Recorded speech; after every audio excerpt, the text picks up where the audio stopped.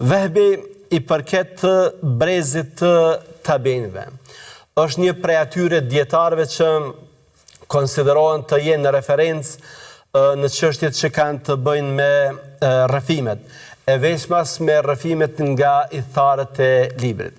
Ka lindur në vitin 34 sipas Hijretit, në kohën e sundimit të sahabiut të nderuar Uthman ibn Affanit, Allahu qoftë i kënaqur me të. Pra ka jetuar në kohën e sahabeve, prandaj edhe ka marrë dije prej tyre. Prandaj edhe nuk është çudi që të jetë një prej këtyre emrave më dalluar në fushën e dijeve dhe shkencave. Më saktë, ai ka mësuar nga Abdullah ibn Mesudi, nga Abu Hurajra, nga Abu Said Khudriu, nga Nu'man ibn Bashiri, nga Jabir ibn Abdullahu, nga Abdullah ibn Omeri, nga Anas ibn Maliku, nga Abdullah ibn Zubairi.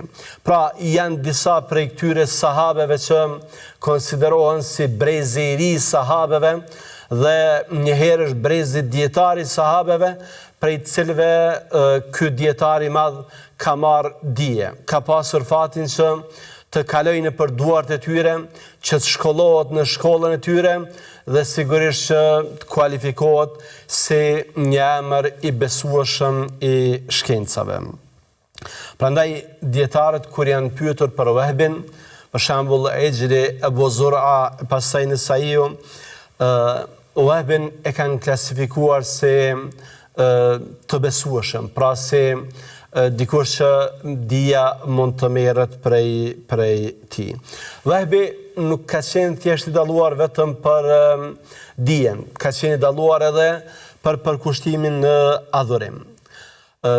Është përmendur në biografinë e tij se për 40 vite të tëra, askush, as edhe një herë të vetme, nuk e ka dëgjuar duke sharë ose fyrë ose ofenduar askën.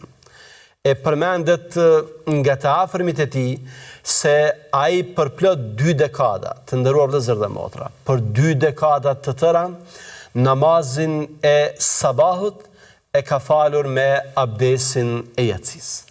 Pra ka qenë prej atyre të përkushtuarve në adhurim, ka qenë prej atyre besimtarve që tër natën e kanë kaluar duke e adhuruar Allahun te bareke wa taala. Në fund të jetës së tij, sikur shumë prej dietarëve, ishte sprovuar, ishte burgosur, ishte rrahur, ishte keq trajtuar, dhe kështu pas një jete të tërë në shërbim të dijes të shkencës, në vitin 134 ka vdekur në Yemen, Allahu e pas të mëshiruar.